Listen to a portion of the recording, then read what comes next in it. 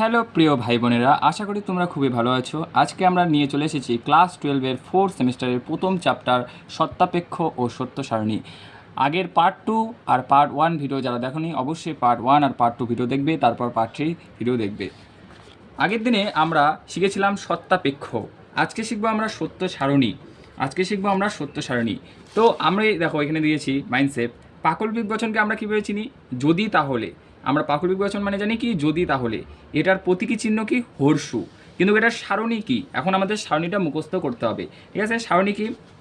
যে টি হবে টি, T F হবে এফ, এফ টি হবে টি, এফ এফ হবে টি। এগুলো সব জায়গায় হবে, তোমরা এগুলো ভালো করে মুখস্থ করবে। আমি মুখস্থ করা তোমাদের প্রাণ বলতেছি। দেখো প্রথম হবে টি টি, টি টি হবে টি, তাহলে হর্ষু, এটা পাকলিক বচনের সারণী। টি টি হবে টি, তারপরে টি এফ হবে এফ, তারপরে এফটাকে এদিকে দেবে, এফ টি হবে টি, তারপরে এফ এফ মানে টি, মানে প্রত্যেকটাতে 4টা করে হবে। তাহলে পাকলিক বচন মানে যদি তাহলে, এটাকে আমরা চিনব কি? হর্ষু দিয়ে। আর এটা সারণী হলো মানে কি?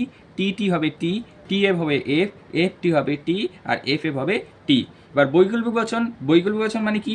অথবা হয় না হয়, এগুলো আমরা চিনব। এটা প্রতীকী চিহ্ন হলো ভি বা ভেল। এটাকে ভি না বলে এটাকে বলবো আমরা ভেল। কি বলবো? ভেল।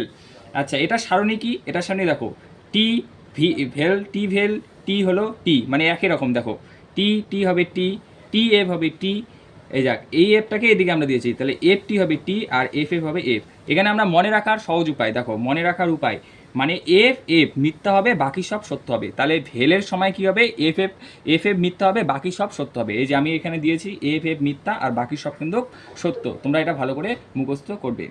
এবার সংযোগিক বচনকে আমরা কীভাবে চিনব? এবং কিন্তু, এভাবে চিনব, এবং কিন্তু।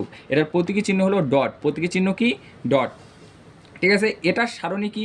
দেখো টি ডট টি হলো টি, টি ডট এফ হলো এফ, এফ ডট টি হলো এফ, এফ ডট এফ হলো এফ। মনে রাখার উপায়, যে কোনো একটি মিথ্যা হলে সব মিথ্যা হবে। দেখো এখানে কিন্তু দেখো যে কোনো একটি মিথ্যা, দেখো টি এফ এটা একটা মিথ্যা, তাহলে এটাও মিথ্যা, এফ টি এখানে একটা মিথ্যা, তাহলে এটাও মিথ্যা, এফ এফ এখানে মিথ্যা মানে এখানেও মিথ্যা। তাহলে যে কোনো একটা মিথ্যা হলে সব মিথ্যা হবে, বাকি সব সত্য হবে। তাহলে টি টি একটা সত্য আছে, তাহলে এটা সত্য।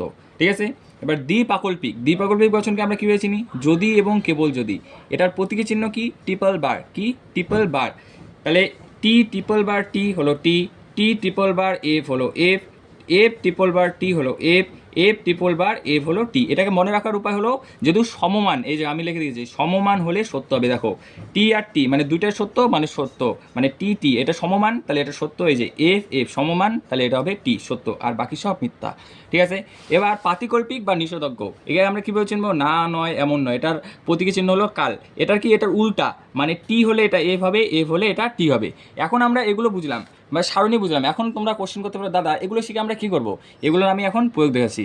হ্যাঁ, এগুলো থাকবে এভাবে। দেখো পরীক্ষায় যদি পি মিথ্যা এবং কিউ সত্য হয়, তাহলে পি ভেল কিউ কী হবে?